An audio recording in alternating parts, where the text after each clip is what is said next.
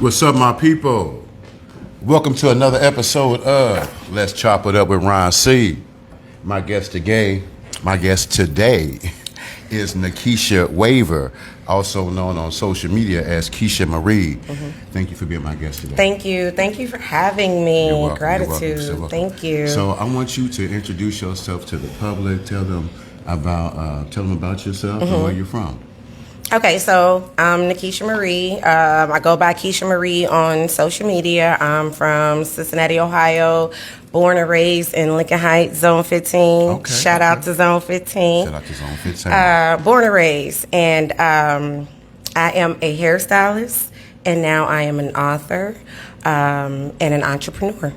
And an entrepreneur. That's what's up. So what high schools you go to? What neighborhood? So you from Lincoln Heights? You went to Princeton, or where high school you go? I went to Princeton, and I'm repping Princeton till I die. I know that's and I don't even mean to turn up like that, but my mom moved me to Westchester at the beginning of my junior year, and I first graduating class from Lakota West. Okay. So had a great senior year, but as soon as I got my driver's license, I had a job in the zone. I was at all the Princeton games, all the Princeton homecomings, proms. Yeah, I rep Princeton. So was skating still around back when you was partying back then? I know I like Golden Skates was jumping back then when I was. I think the last time we went was like the Christmas Golden Skates used to be off the chain. Yeah. So I think the last one we went to though was 96. 1990s. I was 16 years old, 1996, and we used to have a ball there, but we all fell asleep up against the wall. So that's how we knew it was time. Well, that's when the world was safe. You just said something like you can fall asleep up against the wall. Yeah, and we did. We was falling asleep. It was safe back then at the skating rink. There wasn't nobody out here getting drugged and the R word. Yeah, no, we were safe. It wasn't no human trafficking back then. It was a different ball game. It sure was. Okay, so we talking about your background. So let's talk about what you wanted to be when you grew up. Did you accomplish what you wanted to be when you grew up? No. Okay. I just accomplished it. Well, let's talk about your childhood. I always wanted to be a writer. Hold on. First and foremost, before we even get started, let me put because it's gonna be the timer for the commercial. Okay. Here. Boom. And we're going to promote, because I got you here because you're a fellow author, and I love to promote fellow authors. When I met you, Thank you. We was at a 420 event up on Short Vine, and I bought your book, and here's the book right here. So I want y'all to Unapologetic. So I want to talk about what prompted you to get into writing. I want to talk about a little about your story as far as the trauma that you went through in the book, because I don't like to talk about trauma per se just to hear about drama, but I like to talk about trauma because everybody has a story that can help somebody else. And so I want to talk about your story. That's why I do what I do. Exactly. So I want to get into all that. Okay. So what do you want to sort exactly? What do you want to talk about? You want to talk about? So we can start. And ever since I was a little girl, my dad tells me stories. Shout out to Daddy. He graduated from Central State University, and when my mom used to take me up there to visit him, he used to say, all I had to do was give you some paper and some pencil, and you was good. You ain't need no toys or nothing. I even have a picture of me, 4 years old, sitting on his bed playing with his old school typewriter with the round keys. So I kind of knew I love to write. I love to write. So, but it was when my mom moved to Westchester in 96 at the beginning of my junior year. Okay. That same year, it was either 96 or 97 is when Love Jones came out. But prior to that, I was taking a creative writing class at Lakota High School before it became East and West. Okay. And I guess I was dealing with teenage depression because I missed my friends and stuff like that. Yeah. And I was utilizing that class to help me write poetry. And then boom, here come Love Jones. And that was it for me. That was all she wrote. I started writing like crazy. Right. So have you performed poetry out? I have. And I used to do it a lot more when I was younger. I think because of my incarceration and then coming out and dealing with COVID and being, that whole, I think everybody deals with social anxiety because of COVID, but mine is like a little bit more because I'm just trying to be accustomed to being around people in general. But and I used to be a people person. I used to be able to go out by myself, and I find that a little hard to do. But I have been I've been performing, and I'm doing a poetry event to raise money for St. Vincent de Paul for Thanksgiving. Shout out to Fresh the Poet, my little homie. Yes. So I'll be doing that next month, and homelessness and giving back to the community is like everything to me. Okay. So well, see, I like to be a real attentive listener. You know what I'm saying? So when you can't brush over something as far as incarceration, because I was birthed through my incarceration as far as becoming the person that I am. Shortly before I got locked up, a friend of mine passed away. My friend Reggie Speller, whose birthday is tomorrow, October 9th. Reggie would have been 53 tomorrow, right? Happy heavenly birthday. Happy heavenly birthday, Reggie Speller, right? So when Reggie passed away, I spoke at his funeral, and it's one of the first times I got to speak at somebody's funeral, which really birthed who I became. Right? I became the author at that moment, because when I looked at Reggie's casket, I was like, there's so much more life in that casket. You know, I told my friends, I didn't want no smoke coming out my casket. There was so much fire inside of that man when he passed away. I said, when I die, I don't want no smoke coming out my casket. You know what I'm saying? So it birthed me into somebody else. You know what I'm saying? My friend's passing. So I'm saying all that to say, what made you become a poet? And you know, when you're a poet, you have to spit a piece. I don't know if you know nothing about heart. I don't want to put you on the spot. But before we get out the air, I would love to hear something from you, because you can't say you're I can pull something. I gotta grab my phone, but I got something for you. Ooh, I love to hear that. That's what's happening. So what made you, what made you become a poet? What was that fire inside of you that got started? Just the ability to be able to manipulate words to express yourself. Like, I grew up in an era, and I always say this, where a child should be seen and not heard. So I had to find other ways to express myself, and I used poetry, I used writing. I used to write short stories as young as the age of 7 or 8 years old, just talking about what was going on in my surroundings and stuff like that. So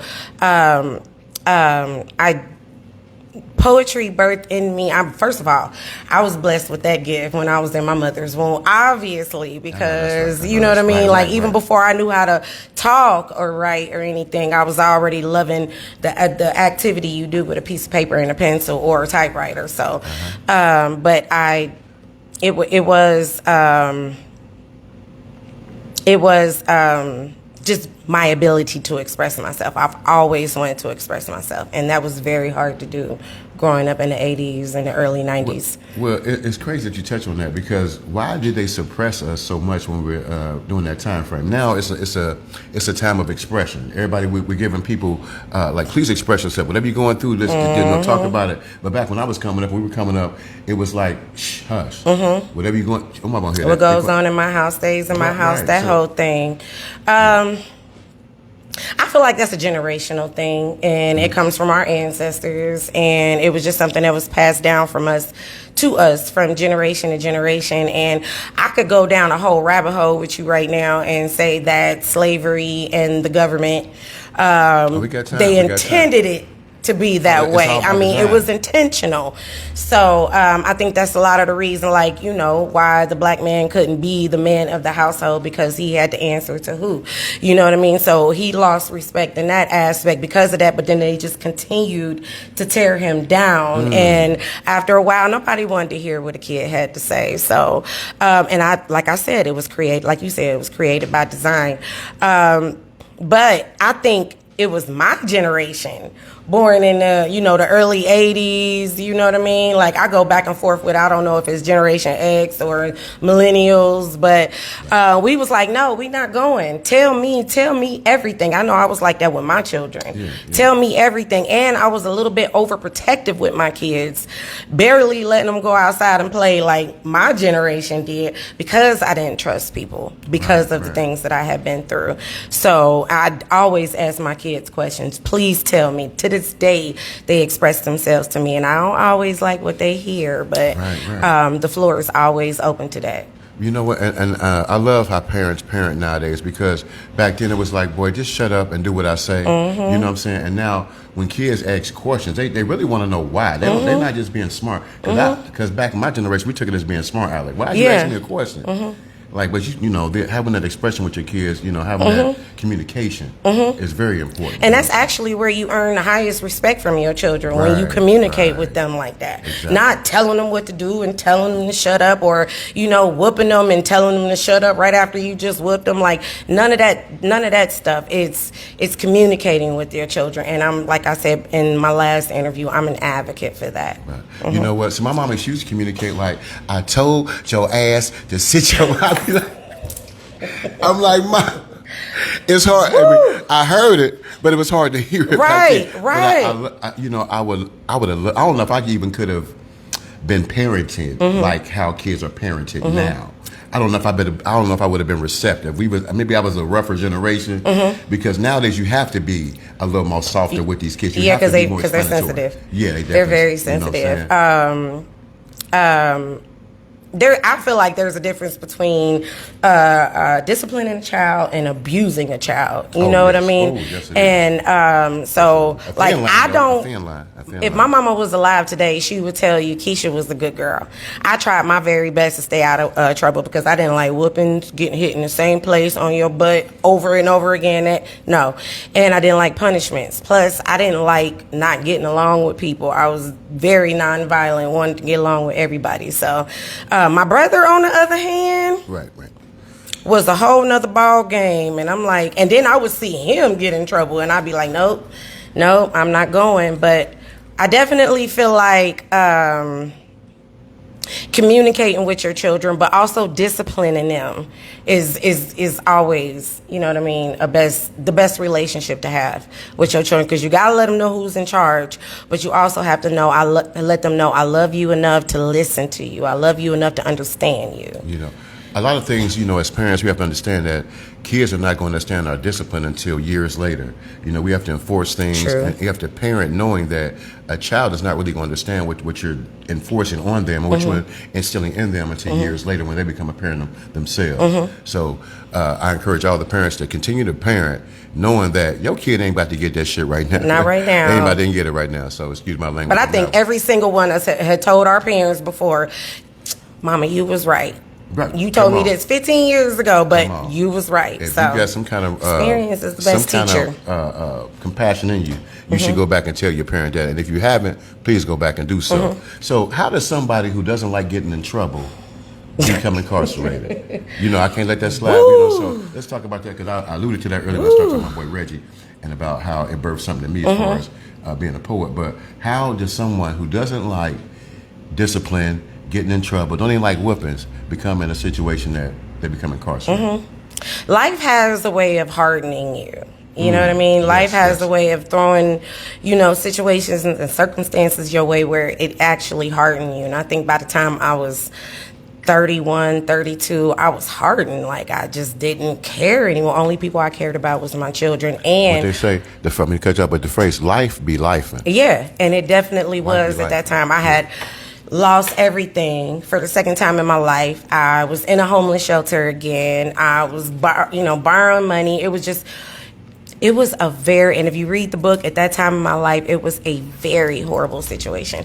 And I just woke up one day and I said, you know what, I'm tired of this. Like, I'm tired of seeing my children suffer. I'm tired of, struggling. As I've said before, I was tired of eviction notices and all of that. I'm like, you know what? Before I was looking for somebody, I was looking for a stepdaddy. Come up just a little bit. Okay. I'll get to you so much to make sure I get you on the camera in this frame. Okay. There we go. Okay. All right. You're looking for a stepdaddy. I was looking for a stepdaddy. Like, I was, I was a single mom, and, but nobody wanted to be with a woman who had 4 kids. So that was. So, I've never heard women say, because I heard women say, I'm out here looking for a man, this and that, but to actually look for somebody to help you with these kids, that's something that. That's something. That's not a journey you were on by yourself. A lot of women take that route as well. But I want you to explain that, because it's a certain type of man you have to have around your kids. So I was a little naive at thinking that I could ever find that anyway. You know what I'm saying? I'm just being honest. Right. I was very naive at that, and I learned that the hard way. But I just believed that there was really good men out there, and somebody Well, would there still fall are. There deep still in are. love with me and help me take care of these 4 kids, or not even take care of them, but just help me so that things would be a little bit easier so I could take care of them. But I never found that. I absolutely never found that. So I was like, you know, it was getting to a point, it was ticking in me. I was like, man, I know I'm about to do something, but I'm tired of living like this. And the opportunity presented itself, and I jumped in it. So what are your regrets about that situation besides being taken away? How long did you do exactly? I got sentenced to 5, and I did 4 Okay. at Okay. ORW.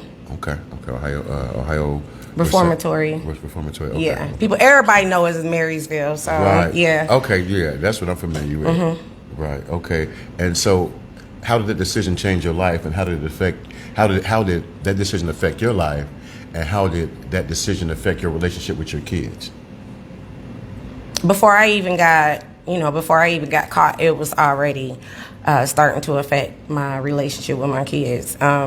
Because I mean, they kind of were exposed to. I tried to keep it away from them as much as possible, but they knew something was different. Right. They knew something was going on, and there were certain people coming around that weren't always around before. So it had already started, but really, I know I broke my baby's hearts. You know what I mean? And it was hard talking to them from that place. It was hard trying to parent them from that place. My mother had to raise them, and she had already raised me and my brother, so that she come from a totally different generation. You know, she was born in the 60s, and of course I was raising my kids differently, but she raised me the way that she raised me, so she was trying to raise them the same way, and they clashed, and all of that was hard, all of that was difficult. But I thank God every day for forgiveness and for unconditional love, because they definitely welcomed me home with that energy. And we had some things we had to work on, but we got through it. So You know what? I'm glad you say that, because me being incarcerated myself, I did 6 years myself, and just that people never talk about the disconnect that you have with your kids during the time, because there's only so much you can do on a phone call, through a letter, through a visit. You know what I'm saying? And you miss out on so many very important and very important monumental times in people's lives. Your kids, your offspring, the people that you're supposed to be protecting, providing for, and nurturing, and cultivating. And sometimes, so I want to ask you, because sometimes I fight with the guilt of not being there for my kids during certain times, and and my kids, but they have used some of that against me in some aspects, you know what I'm saying? Because maybe not just knowing that I'm a kind-hearted person, I love my kids, and maybe because I missed out on so many, on some time frames when they were younger, that I try and overcompensate for that when they got older. So how do you deal with that as far as trying to the reconnection? I'm glad you said they received you well. Yeah. But how do you deal with the guilt and trying to overcompensate for the time that you lost with them? At first I was trying to rush it, and my mama was telling me you're gonna have to take it one day at a time with these kids. But Right. But you also have to understand that you made a mistake and you paid your debt to society, and at some point they would have to realize that also. And as long as you put in your best foot forward to, rebuild the relationship with them, they have to be open to it. But you cannot tell a person what they have to do, because they don't have to do anything, especially in a situation like that. So at first it was hard. I was trying so hard to rebuild my life that maybe I was a little bit more focused on that than what they were going through or what they were trying to tell me. But bit by bit and day by day, we opened up. We communicated. Sometimes it would come across when they were angry, even though in a soft, like I'm talking to you right now, I'll be like, "You sure? You sure there ain't nothing you holding on to? You sure there ain't nothing you want to talk about?" "Nah, Ma, I'm cool." But then when they mad, it all comes out, you know what I mean? But then I deal with it, and I agree that I probably didn't do that the best way at the beginning, but towards like even now, you know what I'm saying? I just quiet down, I calm down, especially with my spiritual journey. I definitely take a moment, breathe. I tell them to take a moment and breathe, and then we come back to it, and then we have a great conversation about it. So it's patience. Patience. And speaking of patience and timing, this portion of the broadcast is brought to you by Look Who I Ran Into Apparel, located inside of Urban Styles Barber Studio, located at 3107 Harrison Avenue, by appointment only. If you want to get a haircut or a shop, we have merchandise. You can call me at text me at 513-602-0591. Text only, or call the barbershop at 513-421-1432. Once again, this portion of this broadcast is brought to you by Look Who I Ran Into Apparel, also known as Laree. So back to what, right. I got to give me one. I got you. Yeah. I got you. You just tell me your favorite color. I got you. But so, I commend you on how you handle that, because sometimes because nobody likes to be wrong in a situation, and some, whether I tell my kids, I was trying to get some money. I ain't like I was like on no creep shit, I ain't like I was. So we trying to get some money. I'm trying to feed y'all, but when the same thing that you're doing to trying to help somebody winds up hurting them or neglecting them, because it takes you away from them. You know what I'm saying? And when you have those conversations, there's a certain amount of guilt that comes over me. And so I commend you for being, because we're humans, and and sometimes we, instead of I feel like somebody's coming down on us, but we already know how we felt when we were in there. We had years to we were sit there. with. We were in that place alone. We had years to sit with. So I commend. So did you write the book while you were in there? So I started writing the book, and I started writing this book. I came up with the name Unapologetic in 2013. Okay. I was promoting rap music in Cincinnati. I had a record label called Flatline Entertainment LLC. My brother was my major artist, Slim Gutta, and Lion Gang. Shout out to Lion Gang from Zone 15. So I was real big in that, and I was real big in promoting them, and I was trying to make moves with that. And at the same time, I was like, all right, I'm about to do my own thing. I really want to write this book. And the book was a fiction novel at first. It started out basically telling the story about us being in the streets and about this music, the music business and what we were trying to do. But it definitely was based on fiction, because it was what's the word I'm looking for? Embellished. Okay. You know what I'm saying? Just to grab people's attention and everything. Right. But, and then, like I said, when I got incarcerated, the first thing I did was have my mom order me a typewriter instead of a TV, because I was like, I'm going to focus on, I'm going to finish writing this book.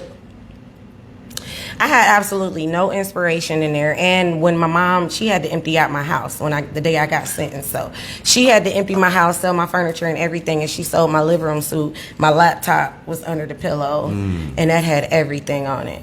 So I had literally lost everything. I got bits and pieces of it, but like the actual everything I had worked so hard for, especially when I was fighting my case, that was probably the time when I wrote it the most. I lost all of that. So I lost my inspiration for it.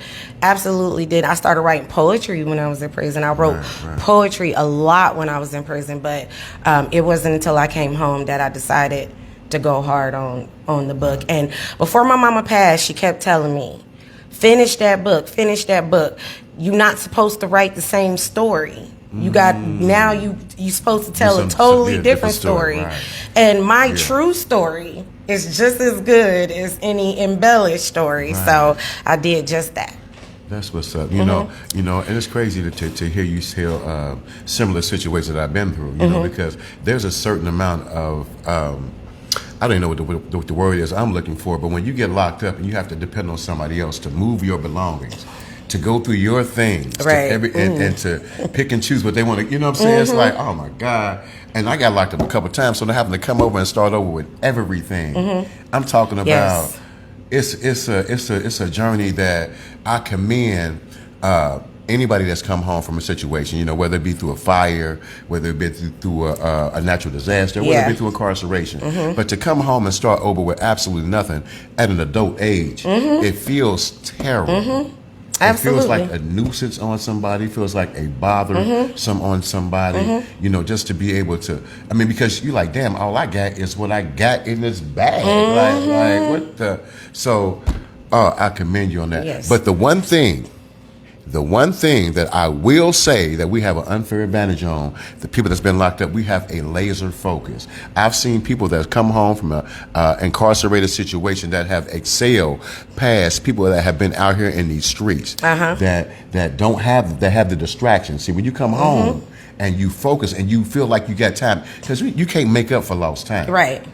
But you feel like it's like having a race car from the 70s, and you get it and you wound it up. You wound it up, and then you release, you let it go, and then you take off. Yeah, you take off. Yep. So, hey, I always say the judge sends me to success. And so I thank you, Judge Winkler, for doing that. And I thank you, the snitches. I won't even give the snitches no fame. But you told on me, you got me locked up, but you changed my life, and thank. So Judas would have never told on Jesus if he knew that he was going to elevate Jesus to the platform that he is today. Right. You know what I'm saying? Same. You know what I'm saying? I get that. I like that. So, I like that analogy. People that forgive him, Father, because they know not what they do. You feel what I'm saying? Right. And I did. Like, I literally took off. Like, I came home in May of 2019. My mama was she was tired of my kids. So she put my kids out, but they was 15 and 16 years old. So was that right when COVID I had hit? to Or go. Was that right before that COVID? was before COVID. Right before COVID. I came home in 2019. Okay. COVID was the following year. I mean, May of 2019. By October of 2019, I had my own apartment. I had my driver's license. I had a car, and I was working 2 jobs. I was working for my mama's cleaning business, and I was working at Great Clips. Like, I was not playing. So, yep. Well, listen, I want to talk about. I know we talk about how about the incarceration factor, but I want to talk about a little bit about your book, Unapologetic, right? I want to talk about some of the trauma, because I want y'all to get this book. Please be sure, and they can find this book on Amazon as well. On Amazon, and Amazon has, Amazon gifts. And you can follow me on Facebook, and you can just shoot me a DM, and I can send it to you, or we can meet up. So I'll be sure. I will share the link I will share the link in the comments and stuff like that on this podcast as well, and so they can hit you up and grab the book, of course. But I want to talk about some of the trauma and the drama that you've been through in this book, because when I read the bio, I was like, she survived a life that most wouldn't have. I'm like, so let's talk about a little bit about and I don't want to give anything away, but. Me being a black man in this society, I'm 52, and I've dealt with women over the years. I'm married now, thank God, but I've dealt with women over the years, and a lot of women have a similar story of molestation. Does your book talk about that at all? Yes, it does. In like the first couple of chapters. Right. And when I was recording the Audible version, it will be on Audible before Thanksgiving. When I was recording the Audible version, I actually had to take a break for a minute, because like, it's one thing to write these things, but it's a whole nother thing to actually speak it out loud. And I probably haven't talked to many people about it, except for people that are truly close to me. So that was hard to do, but I talk about it, and it started when I was 6 years old. Right. So at that age, it has to be somebody that's in the family, somebody close to you. Now, do you have by something like that happening to you as a child? We often have trauma that we haven't dealt with as a child, as adults, you know what I'm saying? So does that little girl inside of you still have trust issues with men in certain situations because of that? I'm going to say this. Healing is ongoing. Yes, it is. Writing this book was definitely the beginning of the healing process for me when it comes to that. I wouldn't say that. I wouldn't say that situation is the reason why I don't trust them. There's a whole lot of other situations that followed that may be why I'm probably still healing from being able to trust them. But I'm open to it, absolutely, because you never know. You just never know. But at the same time, that's where it began. And then it was a snowball effect. It just kept going and going and going. Okay, so in addition to the molestation, there was mention of some kind of being around drug infested situations. So would you care to talk about that? Nothing really happened to me as far as like grown men during the time when my mom was, when she had her addiction. But it was just a lot going on with the little boys in the neighborhood. And I feel like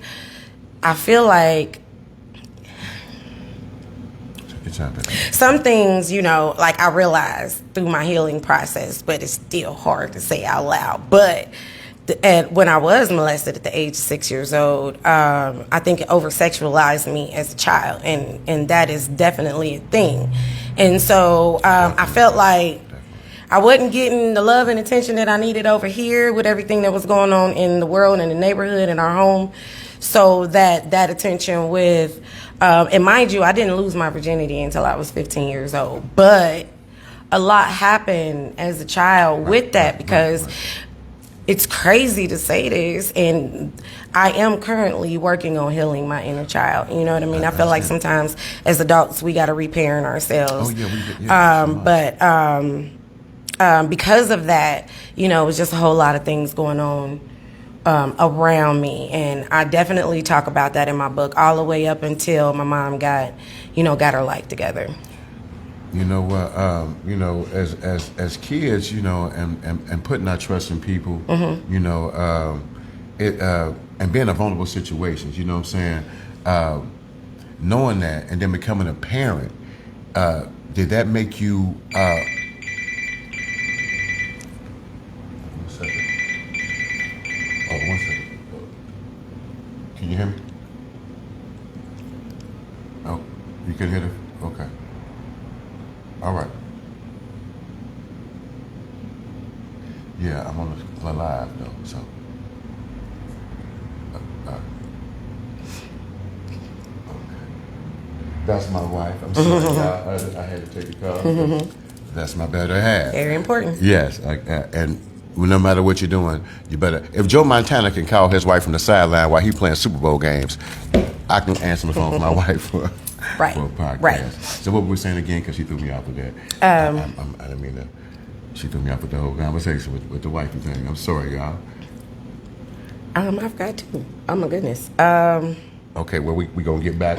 We gonna get back to what we was talking about. We gonna find our way back to it. We're gonna find our way back to it. So, boom, the childhood trauma, the shaping. How did that shape you?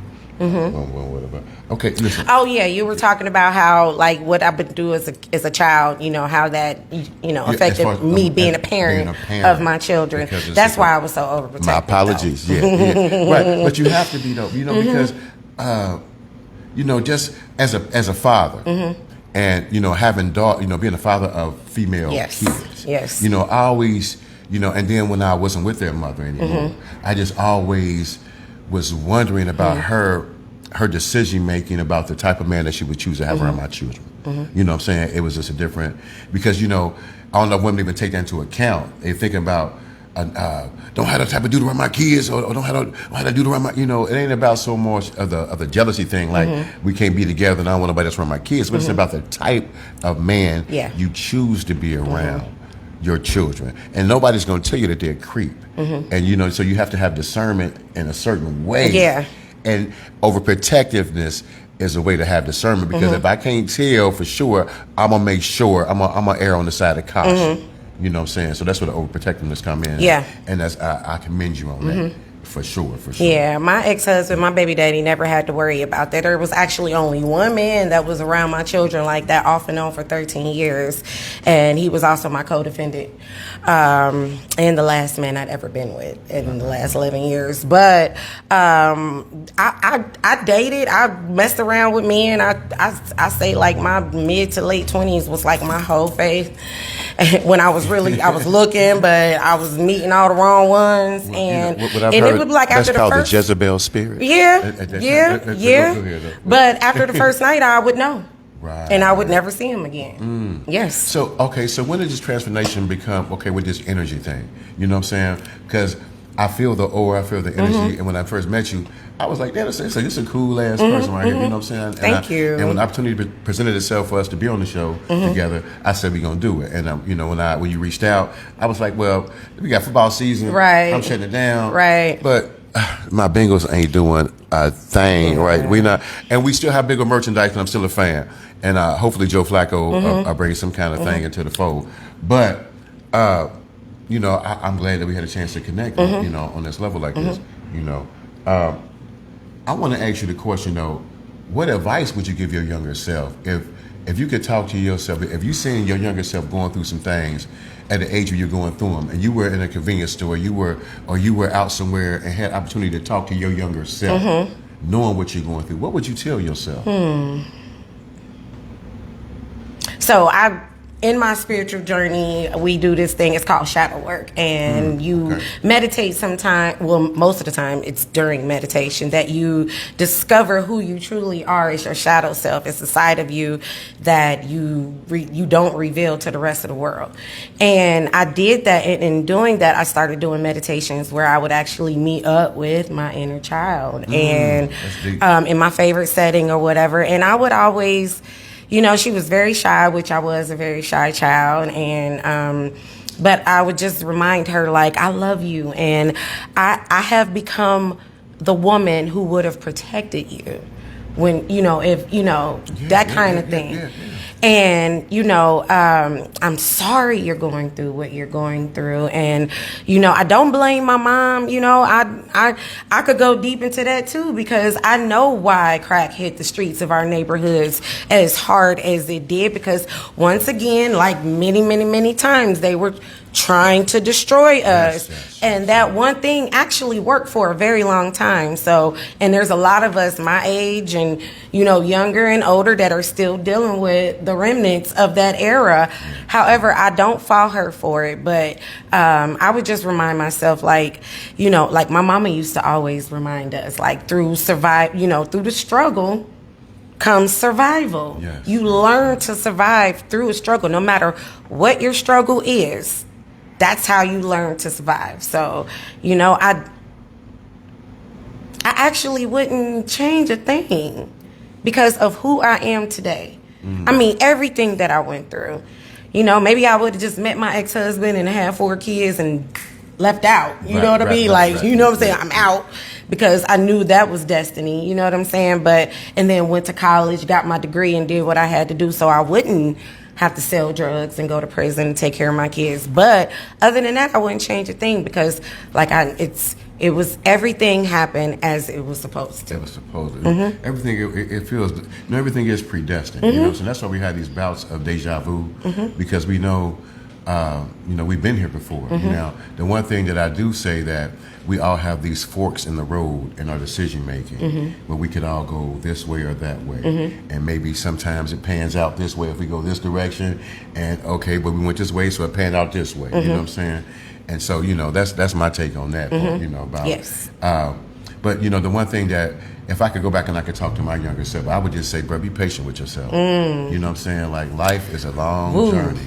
But I would definitely tell myself, please don't waste time with the mundane things of life. Sometimes we get caught up with so many things. You know, we so concerned with the micro that we forget about the macro of life, the totality, the big picture of life.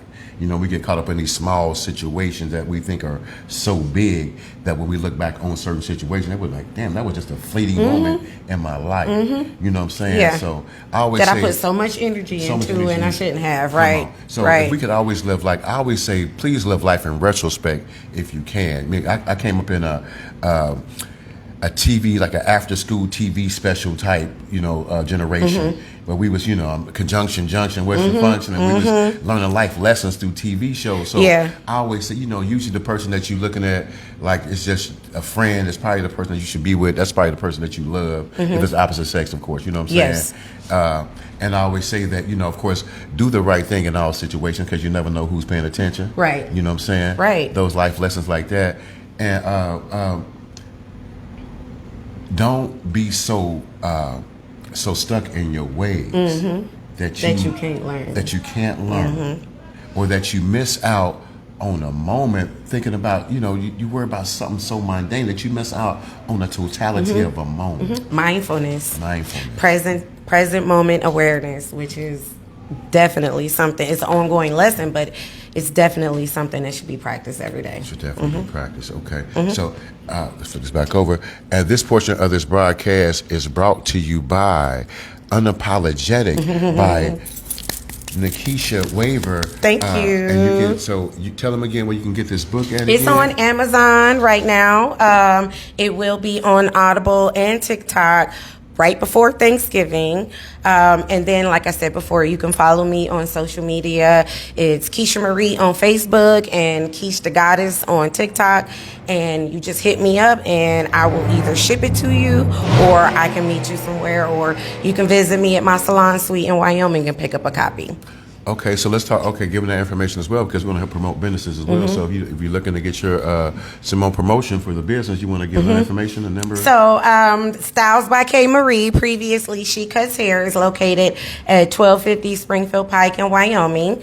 It's my own salon suite. I am a barber and a natural hairstylist. Healthy hair is my passion. So you can find me on Facebook under Styles by K Marie, or you can also find me on Style Seat, because my website will be available this weekend. I'm working on that right now. So That's what's up. That's what's up. Okay, so what are the future goals and aspirations for Kisha Marie?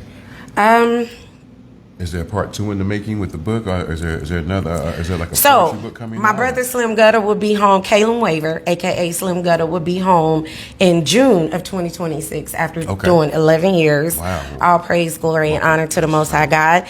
And he was inspired by my book while in the hole. Okay. And he was inspired to write his own book, which is basically my story just from his perspective. Right.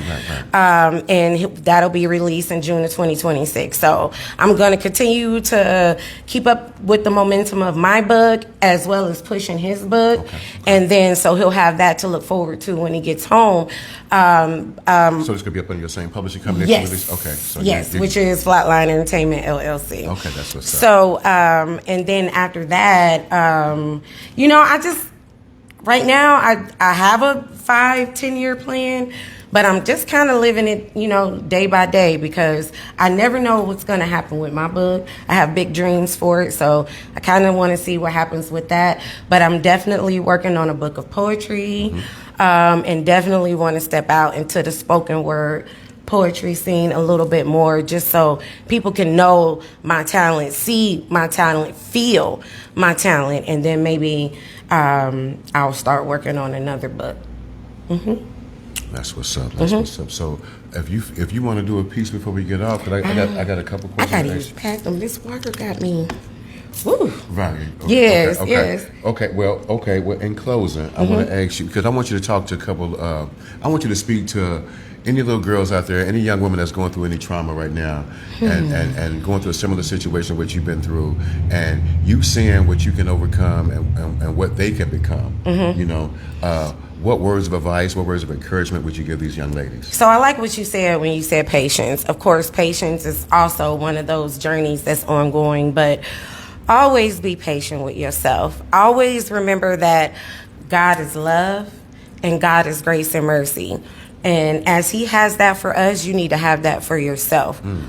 Always love yourself first. And if you find yourself loving something or someone more than you love you, you need to take time away from that situation so that you can grow to love you more. Because if you don't love you first, you will not have the energy to love anyone else. And I think just knowing that off the rip, maybe if somebody would have taught me that or told me that at that very young age, my life would have probably turned out to be totally different. So it always starts with love of self, and then the patience and the grace and the mercy follows. I love that. I love that. Okay, so in closing, Kisha, I want to ask you, how do you want to be remembered when your grandkids, great grandkids, when they sitting around because the ultimate way to pass to me is to be in a hospice situation at the house, in the late 90s, early 100s even, you know what I'm saying? And the family's around and, and they, so, how do you want those, those generations You to just remember kind you? of took the words right out of my mouth. My mother passed that way. She was in hospice and home health care. And I mean, it was tons of family around her every single day. She didn't want for nothing. So I thank God for that. And I thank God for my family. Same, you know, just genuine people around me. I do want to have my own land and a farm and a garden and all of those types of things. But I want to be remembered as a loving person who loves to give back, a very caring and understanding person, that I encourage people. Like, I encourage my children, my grandchildren. I encourage others. You know, I just want to be known as a real, raw, but well-rounded individual. You know what I mean?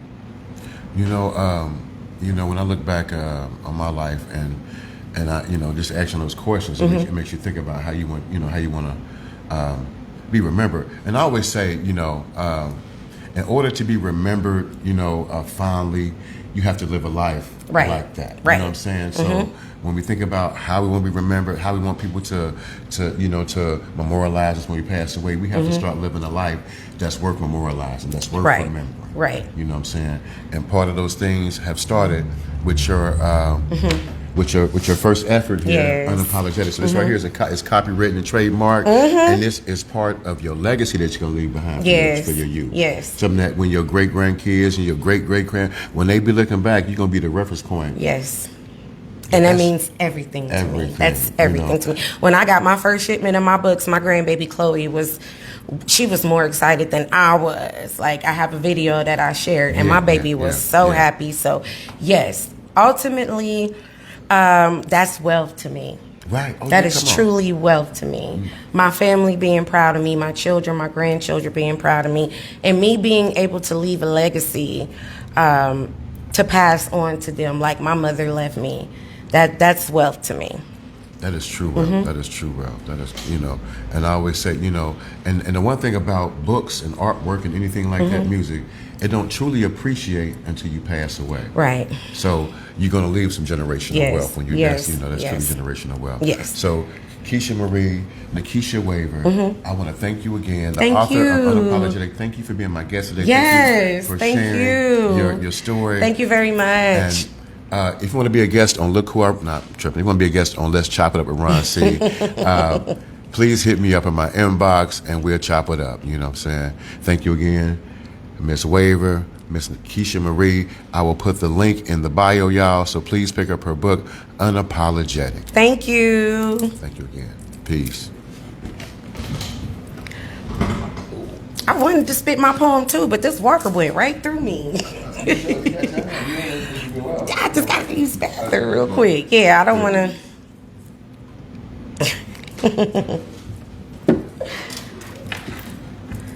Whew. I'm so sorry about that.